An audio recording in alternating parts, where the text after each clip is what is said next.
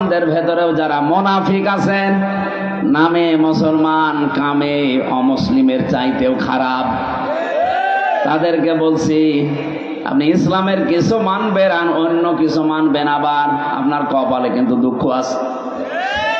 আফাতুমিনুনা বিবাদিল কিতাবি ওয়া তাকফুরুনা বিবাদ, এই কিতাবের কিছু মানবে আর কিছু যদি অস্বীকার করো, না মানো, কি হবে তা জানো? ফামা জাযাউ মিনকুম মাইয়াফআলু যালিকা মিনকুম ইল্লা খিজিয়ুম ফিল হায়াতিদ দুনিয়া।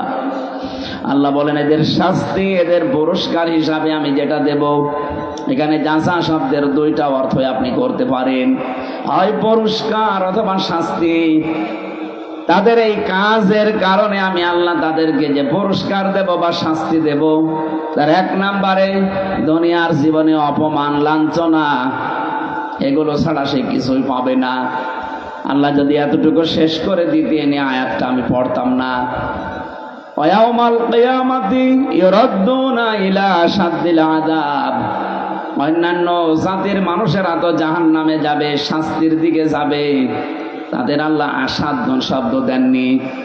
কিন্তু যে মানুষগুলো কোরআনের কিছু বিশ্বাস করে কিছু মানে না, দুনিয়ায় তো শান্তি তাদের নেই, মরণের পরে তাদের যন্ত্রণাদায়ক এবং কঠিন কঠোর শাস্তির দিকে আল্লাহ ঠেলে দেবে। এই আয়াতটা পড়লেই কেমন যেন আমার ভয় হয়। এই বাংলাদেশে বহু মানুষ আমরা এই আয়াতের ভেতরে এখন অলরেডি ডুবে আছি। এই জন্য আহ্বান জানাচ্ছি, আসেন মুনাফিকে যেন আমরা না করি মুসলিম দাবি করার পরেও। আপনার কাছে কেন নামাজের কথা বললে ভালো লাগে, রোজার কথা বললে ভালো লাগে, কিন্তু আল্লাহর এই জমিনে তার বিধান কায়েমের কথা বললে আপনার কাছে রাজনীতি মনে হয়, ধান্দাবাজি মনে হয়? আমার মনে হয় আপনার ইমানের সমস্যা আছে। এই যে ইমানের সমস্যা আছে, এটা কি আমি নিজে বানালাম? বলেন বলেন। কোরআনে কারীম জানিয়েছে আনাকিমুদ্দিন ওয়ালা তাতাফাররাকু ফি, এই জমিনে আল্লাহর বিধান কায়েম করো, এখানে কোনো মত পার্থক্য করা যাবে না। হে নবী, আপনাকে শুধু না, বড় বড় নবীর নাম আমি এখানে পড়েছি, হযরতে মূসা, ইব্রাহিম, হযরতে ঈসা, নূহ, এত বড় বড় নবীর নাম নিতে নিতে আল্লাহ মুহাম্মদ রাসূলুল্লাহকে একই নির্দেশ দিয়েছে। আমার এই ছোট্ট জীবনে আমি যত নবীর জীবনী পড়েছি, শুধু দুইজন নবী বাদ দিয়ে কোন নবীর জীবনীতে আমি দিন কায়েম ছাড়া অন্য কিছু পাইনি। হযরত আদম আলাইহিস সালাম এবং সুলাইমান নবী, এই দুইজন বাদ দিয়ে যত নবীর জীবনী আমি পড়েছি, প্রতিটি নবীকে আল্লাহ ডাইরেক্ট ইনডাইরেক্ট এই আদেশ দিয়েছিলেন, আন আকিমুদ্দিন, যে আমার বিধান কায়েম করো। বাংলাদেশে এমন কোন ঘর থাকবে না যেখানে বাংলাদেশ জামাত ইসলামের দাওয়াত পৌঁছাবে না ইনশাআল্লাহ। এই দেশে এখন শুধু রাজধানী, বিভাগীয় শহর, জেলা শহর, উপজেলা শহর, থানা শহর, ইউনিয়ন শহর না, এখন ওয়ার্ড পর্যন্ত, এমনকি ইউনিট পর্যন্ত বাংলাদেশ জামাত ইসলামের আছে। এটা অন্য কোন দলের আছে কিনা আমি জানি না। অথচ এত অত্যাচারের পরে এটা বিলুপ্ত হয়ে যাওয়ার কথা। কিছু কিছু অবৈধ কাজ করার কারণে এমনও দল আছে বাংলাদেশে নিষিদ্ধ করা হয়েছে 1 বছর খানিক, তারা হতাশায় অনেকে মরে গেছে। অথচ এরা 54 বছর এ বাংলাদেশটা স্বাধীন হওয়া, এর আগেও এ দল প্রতিষ্ঠিত হয়েছে 41 সালে। তৈরি হওয়ার পর থেকে জুলুম, নির্যাতন, অত্যাচারের শিকার, ডাইরেক্ট ইনডাইরেক্ট। আর যত তহমত এই দলের উপরে দেওয়া হয় সবগুলো বানোয়াট, মিথ্যা, আর ওদের সব দুর্বিসন্ধি। এমনকি রাজাকারের যে তকমা লাগিয়েছে, এইটাও 100 ভাগের 98 ভাগ মিথ্যা। যদি 2-1 জন থেকেও থাকে অন্য দল থেকে এসে এখানে যোগ দিয়েছিল, আপনি দেখেন যারা এই তকমা লাগায় তাদের রাজাকারের সংখ্যা তালিকা অনুযায়ী 1040 জন, আর যাদেরকে আপনি রাজাকার বলে ত্যাগ দিতে চান এদের মাত্র 37 জন, তাও 11 জন মরে গেছে। সুতরাং ঝাঁঝর যদি সইকে এসে বলে যে তোমার পেছনে ফোঁটা, ওর কি খুলে ফেলা দরকার না? আমরা যদি সোজ হয়, আপনি কি ঝাঁঝর, ওর পেছনে ফোঁটার কোনো অসুবিধা আছে? সুতরাং এই শব্দ এখন আর কেউ খায় না। যারা এগুলো আবার তৈরি করছে, আশা করছে তাদের বিবেকে ধাক্কা লাগবে। এরপরও যদি ধাক্কা না লাগে, ওগুলো ওই জালেমদের মতো পতনে আপনি অপেক্ষা করেন। মানুষ পদবাচ্চে যারা বিবেচিত, তাদের জন্য এই কোরআন আল্লাহ দিয়েছে। সুতরাং আহ্বান জানাচ্ছি, অন্য ধর্মেরও কেউ যদি আশপাশে থাকে, এই অনুষ্ঠানে যদি এসে থাকেন, আপনাদেরকেও ওয়েলকাম, সুস্বাগতম জানাচ্ছি কোরআনের ছায়াতলে আসার জন্য। সেদিন যশোরে এক অধ্যাপক কলেজের, উনি বিসিএস ক্যাডার, ওনারে বলেছিলাম যে স্যার, আপনাকে মুসলমান হতে হবে না, আপনি শুধু আমাদের ধর্মীয় গ্রন্থ কোরআন একটু বুঝে পড়বেন। হয় ইংরেজিতে পড়েন, বাংলায় পড়েন, যে ভাষা আপনার ভালো লাগে, শুধু পড়াটা একবার বুঝে বুঝে পড়বেন। আল্লাহরে বান্দা মাত্র 3 মাস কোরআনে কারিম পড়াটা শেষ করে নিজের থেকে মুসলমান হয়ে গেছে। এই জন্য অন্য ধর্মের সে যেই হোক, হিন্দু, খ্রিস্টান, বৌদ্ধ, ইহুদি, এরা তো অভিশপ্ত। তারপরও বলছি, আপনারা আসেন, আমাদের ধর্মীয় গ্রন্থ এটা গতানুগতিক আপনাদের ওই ধর্মগ্রন্থের মতো না, এটা সবার জন্য ওপেন। আপনাদের ধর্মগ্রন্থ শুধু ঠাকুররা, পুরোহিতরা অথবা ধর্মযাজক যারা, তারা ছাড়া কেউ নাড়তে পারে না, আর এইটা সবাই নাড়তে পারবে। পবিত্র হয়ে আসবেন এর কাছে, এইটা একটু শর্ত আছে। যদি বড় কোনো নাপাকি আপনার শরীরে না থাকে, আপনি যে কোনো ভাষায় পড়তে পারেন, কিন্তু আরবি তো আরবি যেটা, এটা ওযু করে পড়বেন পাক পবিত্র হয়ে। আমার মনে হয় যদি বিবেকটা হালকা মানুষের কাছে লাগে, পৃথিবীর কোন ধর্মে মানুষ আর থাকতেই পারে না। কারণ একমাত্র, শুধুমাত্র, কেবলমাত্র একটাই ধর্ম আল্লাহর কাছে মনোনীত, তার নাম ইসলাম। আর পৃথিবীতে যা আছে সবগুলো মানুষ বানিয়েছে। আল্লাহ রাব্বুল আলামিন বলেন, ইন্নাদ-দীনা ইনদাল্লাহিল ইসলাম। এখানে ইন্না, এরপরে আল্লাহ দিনের আগে আলিফ লাম লাগিয়ে নির্দিষ্ট করে দিয়েছেন। রাব্বুল আলামিন বলেন, অবশ্যই আমি আল্লাহর কাছে মনোনীত একটাই জীবন ব্যবস্থা, ধর্ম, তার নাম ইসলাম। এই জন্য বাংলাদেশে অন্য ধর্মের যারা আছেন, এমনকি মুসলমানদের ভেতরেও যারা মুনাফিক আছেন, নামে মুসলমান, কামে অমুসলিমের চাইতেও খারাপ, তাদেরকে বলছি, আপনি ইসলামের কিছু মানবেন আর অন্য কিছু মানবেন, আবার আপনার কপালে কিন্তু দুঃখ আছে। আফাতুমিনুনা বিবাদিল কিতাবি ওয়া তাকফুরুনা বিবাদ। এই কিতাবের কিছু মানবে আর কিছু যদি অস্বীকার করো, না মানো, কি হবে তা জানো। ফামা জাযাউ মিনকুম মাইয়াফআলু যালিকা মিনকুম ইল্লা খিজিয়ুম ফিল হায়াতিদ দুনিয়া। আল্লাহ বলেন, এদের শাস্তি, এদের পুরস্কার হিসাবে আমি যেটা দেব, এখানে জাযা শব্দের 2টা অর্থ আপনি করতে পারেন, হয় পুরস্কার অথবা শাস্তি। তাদের এই কাজের কারণে আমি আল্লাহ তাদেরকে যে পুরস্কার দেব বা শাস্তি দেব, তার 1 নম্বরে দুনিয়ার জীবনে অপমান, লাঞ্ছনা, এগুলো ছাড়া সে কিছুই পাবে না। আল্লাহ যদি এতটুকু শেষ করে দিতেন, এই আয়াতটা আমি পড়তাম না।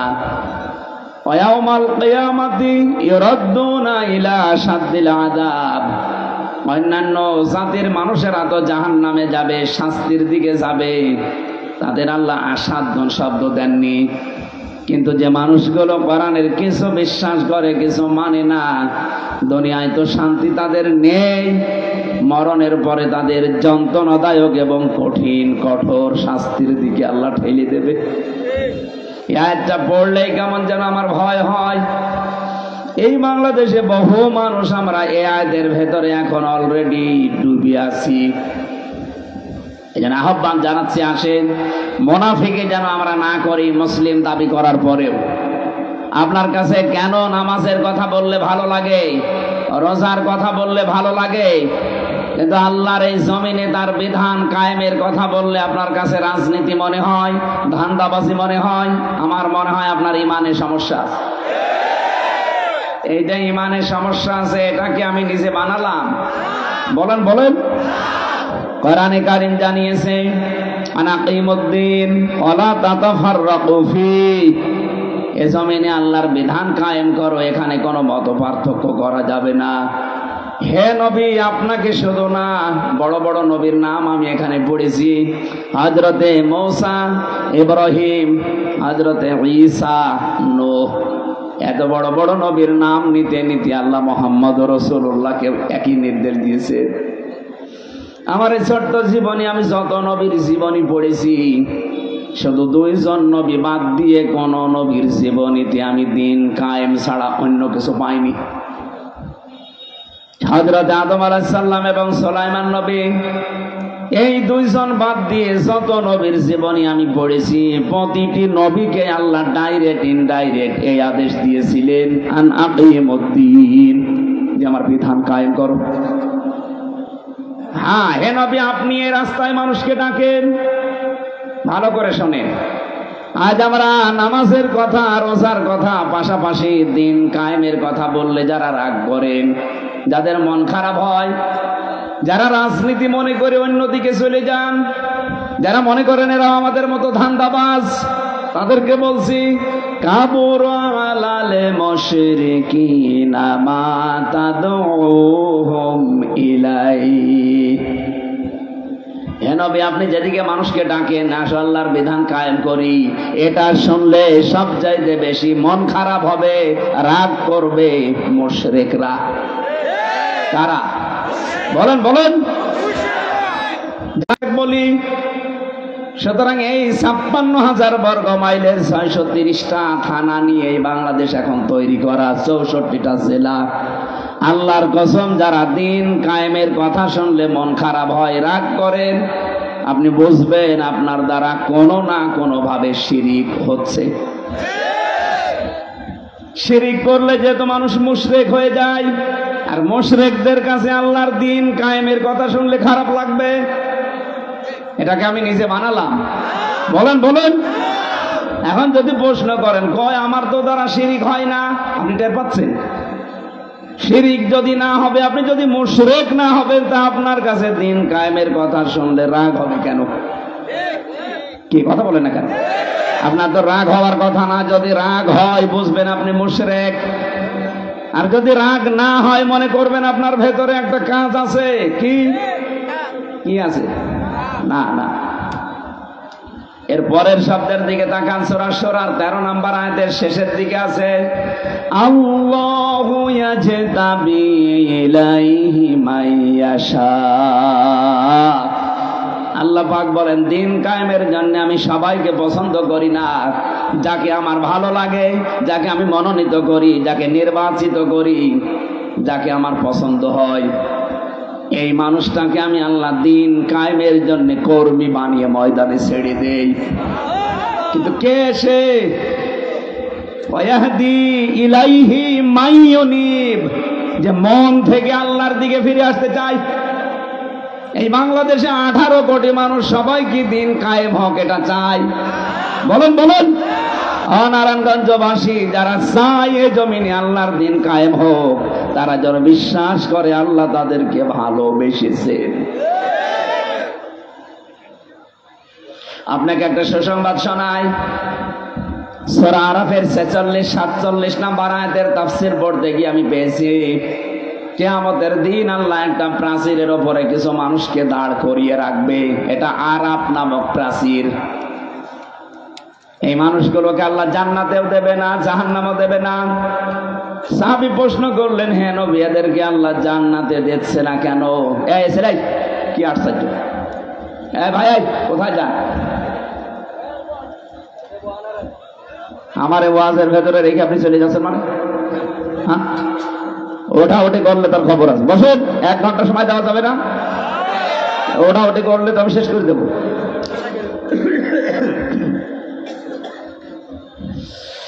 নারায়ণগঞ্জবাসী, যে কথা তুলেছিলাম, এখান থেকে একটা শিক্ষা নেওয়া লাগবে।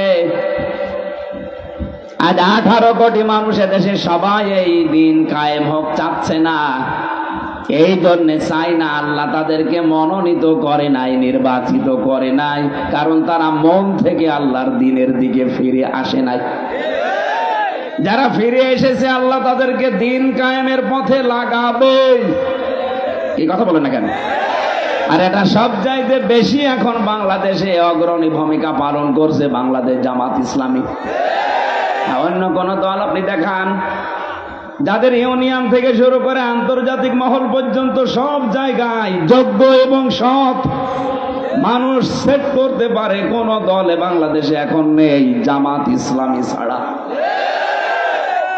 অন্যান্য দল যদি আসেও তারা সব জায়গা কন্ট্রোল করা এখনো সম্ভব না।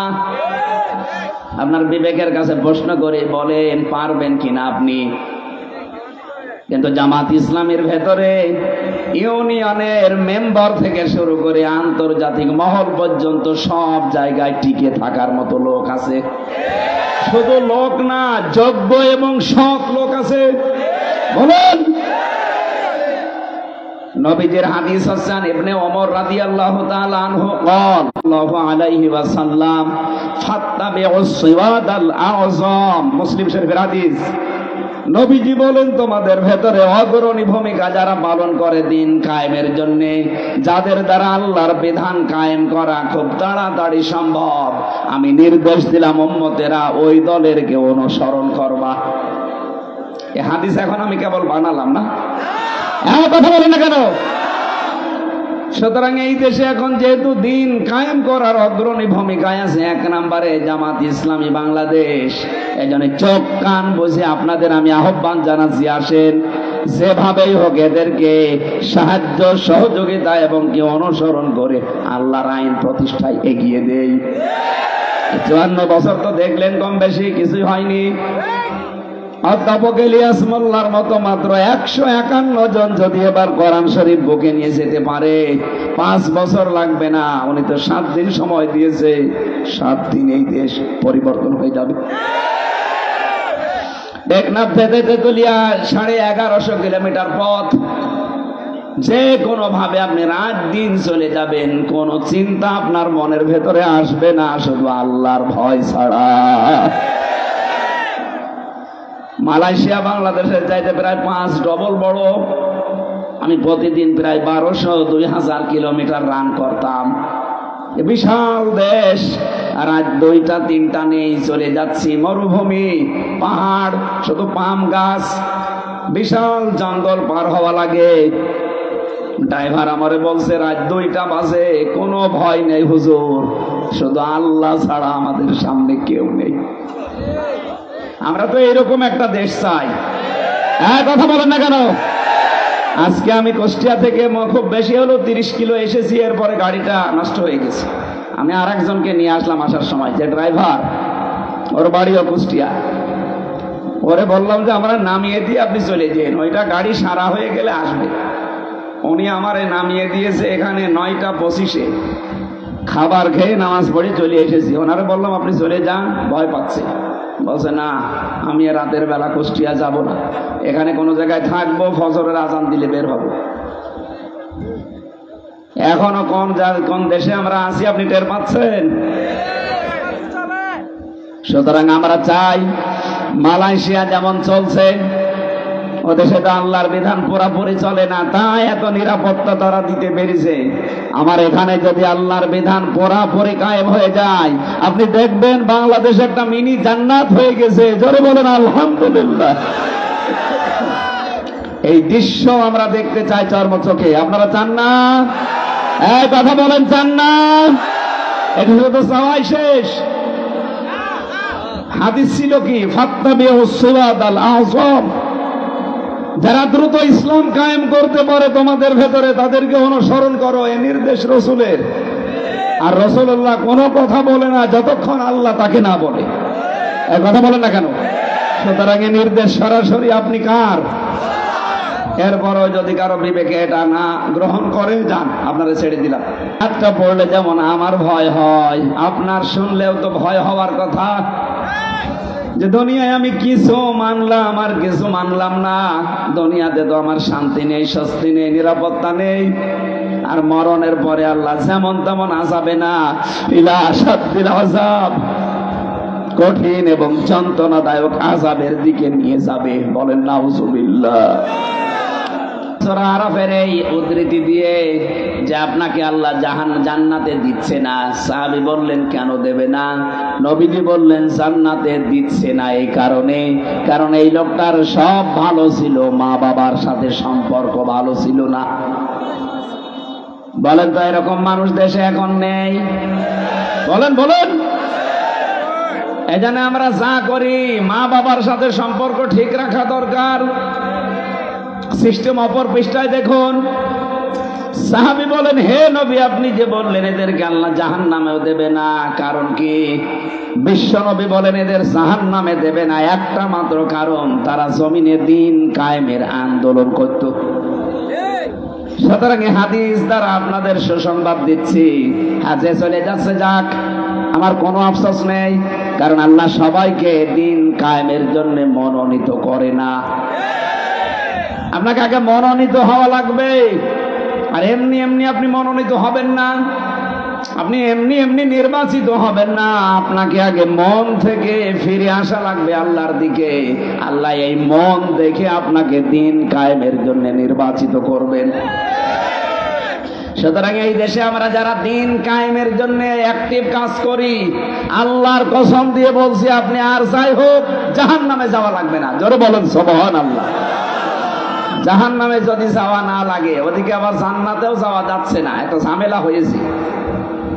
এই আরাফ নামক জায়গায় কতদিন থাকবেন নবীজি শেষে আর বলেন না। এই জন্য আমাদের উচিত হচ্ছে দিন কায়েমের আন্দোলনে যারা আছি, মা বাবার হকও যেন আমরা আদায় করতে পারি। জোরে বলেন। এই জন্য সবার জন্য আজকের এই অনুষ্ঠান যেহেতু উন্মুক্ত, সবাইকে নিয়ে এই দরবারে ইলাহিতে শুকরিয়া আদায় করছি, আলহামদুলিল্লাহ। যা পড়েছি বুঝেছি আমি স্পষ্ট বলবো, এতে যদি একজনও থাকে মাইকলা তাও ভালো। আপনি মাঠ ভর্তি লোক এনে দিলেন, অধিকাংশ দেশে মুনাফিক, ও কথা বলে আমার লাভ কি? এই জন্য আমরা 5 জন চাই, 5 জনই আবু বকরের মতো মানুষ চাই। কথা বলেন না কেন?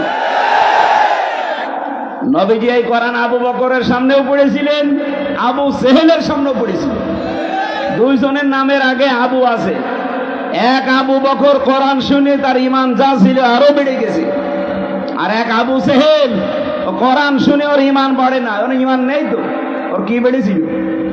শয়তানি। কি বেড়েছিল? এখানে কোরআনের কথা বলবো মাস্ট বি, ঈমান সবার বাড়বে না। আবু বকরের মতো মন থাকলে তার ঈমান বাড়বে, আর যদি আবু সেহেলের মন নিয়ে বসে ওর ঈমান বাড়বে। কি বাড়বে? শয়তানি বাড়বে। এই জন্য আবু সেহেলের মন নিয়ে বসার দরকার নেই, আপনি আগে থেকে চলে যান। আমরা রবিউল আউয়াল যেহেতু চলে যাচ্ছে, আর মাত্র 4 দিন আছে, একটা মহান শিক্ষা নিয়ে এসেছিল। আমি প্রায় 27টা পেয়েছি নবীজির সিরাত গ্রন্থগুলো পড়তে পড়তে। তার ভেতরে একটা হচ্ছে বিশ্ব নবী এ মাসে জন্ম নিয়েই 3 জন মহিলার দুধ পান করেছিলেন। কয়জন? বলেন বলেন। প্রথমে তার নিজের আপন মা হযরতে আমেনা, 2 নম্বরে উম্মে আইমান নামে এক দাসী, 3 নম্বরে তার দুধ মা হযরতে হালিমাতুস সাদিয়া। খুব খেয়াল করে শোনেন তো, রবিউল আউয়াল আপনি কি করলেন আর নবীজি কি করেছিলেন? এ মাসে জন্ম নিয়েছেন নবীজি, বিদায় নিয়েছেন এই মাসেই। সিরাত ইবনে হিশাম লিখেছে, বিশ্বনবী মুহাম্মদুর রাসূলুল্লাহকে হযরতে হালিমা যখন কোলে তুলে নিয়েছে, ডান স্তন তাকে পান করিয়েছে, তিনি পান করলেন। বাম স্তন যখনই দিয়েছে মুখ বের করে দিলেন। হযরতে হালিমা বলেন আমি 1 বার 2 বার 3 বার মুখ লাগালাম, 3 বারই মুখ বের করে নিল। চোখের ইশারা দিয়ে যেন মুহাম্মদ সাল্লাল্লাহু আলাইহি ওয়াসাল্লাম আমাকে বোঝাতে চায়, মা হালিমা জোর করেন কেন? ডান স্তন এটা আমার অধিকার ছিল, আমি পান করেছি। বাম স্তন এটা আমার অধিকার না, এটা আমার দুধ ভাই আব্দুল্লাহর অধিকার। দুনিয়াতে আমি ভাইয়ের হক নষ্ট করার জন্য আসি নাই, এসেছি ভাইয়ের হক ফিরিয়ে দেওয়ার জন্য। বাংলার মুসলমানেরা, যেই নবী মায়ের কোলে এই মাসে জন্ম নিয়ে মায়ের হক ফিরিয়ে দেয়, আর আমরা সেই নবীর উম্মত, যত বড় হই তত ভাইয়ের হক মারার জম হই। বলেন, কত মানুষ এখানে আছে ভাইয়ের জমি আত্মসাৎ করে নিজের নামে লিখে নিয়েছে। কত মানুষ বসে আছে এখানেও, আমি জানি অন্তত মাইকের আওয়াজ শুনছে, ভাইয়ের কাছ থেকে চাঁদাবাজি করে সম্পদের মালিক হয়েছে। বলেন তো নবীজি ওইটা কি শুধু তোদ ভাই, আপন ভাইয়ের কথা বুঝিয়েছেন? না, আল মুসলিম আখুল মুসলিম, মুসলমান মুসলমানের ভাই। আপনি যে মুসলমানের কাছে চাঁদাবাজি করছেন ওটা তো আপনার ভাই। এই নারায়ণগঞ্জে চাঁদাবাজি নেই, এই জন্য টের পাচ্ছেন না।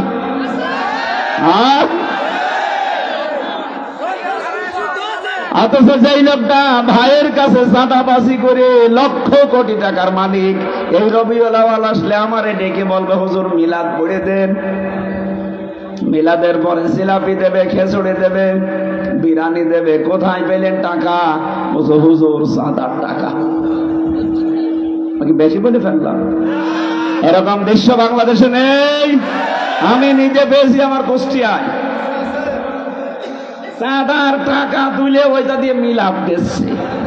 আর নবীজি রবিউল আউয়ালে কি করলেন? নিজের ভাইয়ের হক ফিরিয়ে দিয়েছেন মায়ের কোলে বসে। সুবহানাল্লাহ বলতে পারেন নাই?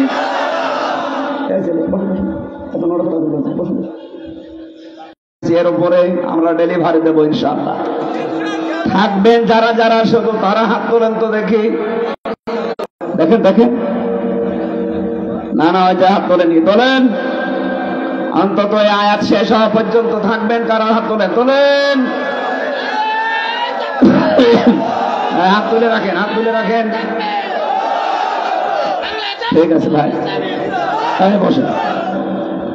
এই মাহফিলটা আল হিকমা ইসলামী পাঠাগার সমাজ কল্যাণ পরিষদ, বিশাল আয়োজনে আপনারা দেখতে পাচ্ছেন না?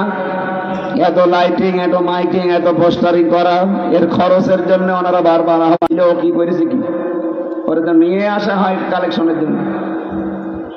ও যদি টাকাই না তোলে তো ওরে নিয়ে আসার দরকার কি? আমারই যদি এই কাজ করা লাগে, এমনি আমার কোনো ভেঙে যাচ্ছে। আপনাদের আমি 2-3 মিনিট সময় দিচ্ছি। যারা যাবে আপনারা টাকা বের করে রাখেন, যা দিতে চান শুধু গেলেই দিয়ে দেবে। এরপরে আমি আয়াতে প্রবেশ করছি। কই লোক, কই আপনার, কই শেষে যাবো, কই তাড়াতাড়ি যান, খুব তাড়াতাড়ি। ব্যাগ যাদের আছে নিয়ে চলে যান, খালি এই পাশ দিয়ে যাবেন, ওই পাশ দিয়ে বের হয়ে যাবেন। আপনারা বের করে রাখেন সর্বোচ্চ 3 মিনিট।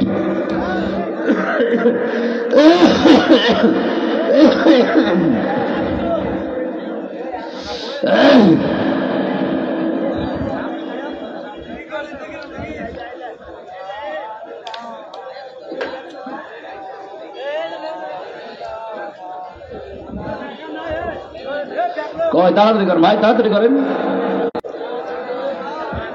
এই কি এত দেরি হয় কেন? যান যান, তাড়াতাড়ি যান।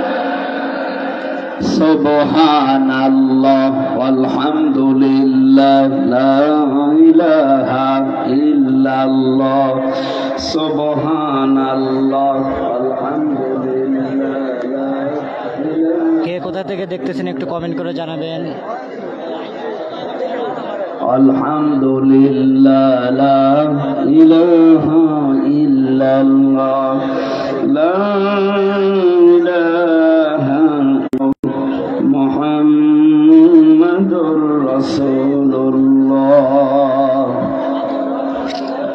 আয় রে মানুষ রে, টাকার কথা বললে আমার চলে যাচ্ছে।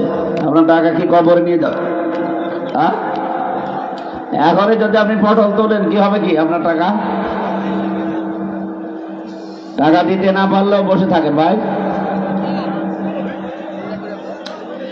সুবহানাল্লাহ আলহামদুলিল্লাহ লা ইলাহা ইল্লাল্লাহ, আলহামদুলিল্লাহ লা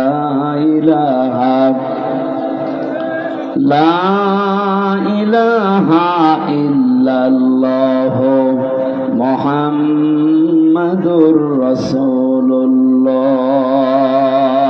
হয়েছে ভাই, বের হন। নেন, যা পেয়েছেন বের হয়ে যান, তাড়াতাড়ি করেন। আল্লাহুম্মা সাল্লি আলা মুহাম্মাদ ওয়া আলিহি ওয়া আসহাবিহি ওয়া বারিক ওয়া সাল্লিম। ভাই তাড়াতাড়ি করেন, যান যান যান যান।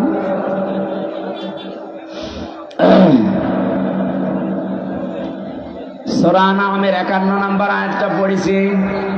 আল্লাহর ঘোষণা হচ্ছে ওয়ানদির বিহিল্লাযিনা ইয়াখাফুনা আইয়ুহশারু ইলা রাব্বিহিম। হে নবী, এই কোরআন দিয়ে আপনি ওই সমস্ত মানুষদেরকে সতর্ক করবেন যে মানুষগুলো তার রবের সামনে কিয়ামতে দাঁড়ানো লাগবে এই ভয় করে। আমার মনে হয় এখানে যারা বসে আছেন তাদের ভেতরে এই ভয়টা অন্তত আছে যে কিয়ামতের দিন আমাকে দরবারে ইলাহিতে আল্লাহর সামনে দাঁড়ানো লাগবে। বলেন বলেন, এতটুকু আল্লাহ শেষ করেননি, ভয়াবহতা বলছেন আল্লাহ। লাইসা লাহুম মিন দুনিহি ওয়ালিয়্যুন ওয়ালা শাফিঈ। সেখানে তাদের জন্য কোনো সুপারিশকারী, কোনো অভিভাবক থাকবে না। এতটুকু বলে আমার আল্লাহ বলতে চান লাআল্লাহুম ইয়াত্তাকুন। এই কথা শোনার পরে হয়তো এই মানুষগুলো তাকওয়া অবলম্বন করবে। এই শব্দটা সেই জন্মের পর থেকে আমরা শুনেছি, কিন্তু কি এটা, এই যে ইয়াত্তাকুন, এই শব্দটা নিয়ে আজকে আমি ব্যাখ্যা করার জন্য বসেছি। সবার জন্য আজকের আয়াত না, যেহেতু কিয়ামতের ময়দানে তাদের রবের সামনে দাঁড়ানো এই টেন্ডেন্সি যাদের ভেতরে আছে, কোরআন দিয়ে সতর্ক করলে তাদের কাজ হবে। এ কথা কার? বলেন বলেন। ফাযাক্কির বিল কুরআনি মান ইয়াখাফু ওয়াঈদ। So admonish and or by the Holy Quran him who fears my threat. নবী, আপনি কোরআন দিয়ে সতর্ক করলে তাদের কাজ হবে যে মানুষগুলো আল্লাহর ধমকের ভয় করে। এখানে যারা বসে আছেন, আল্লাহর ধমক কেমন, কিয়ামতের দিন আল্লাহর সামনে দাঁড়ালে কি অবস্থা, ভয়াবহতা তৈরি হবে, এই বিশ্বাস যাদের ভেতরে জন্ম হয়েছে, তাদের যদি জরুরি কোনো প্রয়োজন না থাকে, আমার মনে হয় তারা এই আয়াত শেষ না করে যাওয়ার কথা না। কথা বলেন না কেন? তো কি বলতে চান আল্লাহ? এই কোরআন দিয়ে সতর্ক করবেন আপনি তাদেরকে।